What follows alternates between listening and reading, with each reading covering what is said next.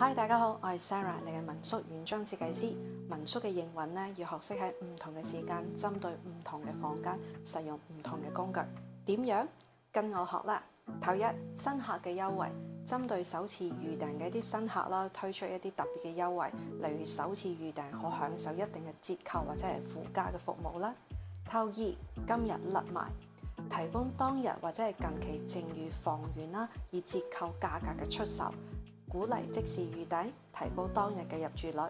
頭三，連住嘅優惠，鼓勵客戶連續預訂多晚，提供每晚更低嘅房價，或者係提供一啲額外嘅優惠啦，以增加客人入住嘅時間。頭四，早訂嘅優惠，鼓勵提前嘅預訂啦，客人可以享受更低嘅房價或者一啲額外嘅優惠，從而提高提前預訂嘅數量。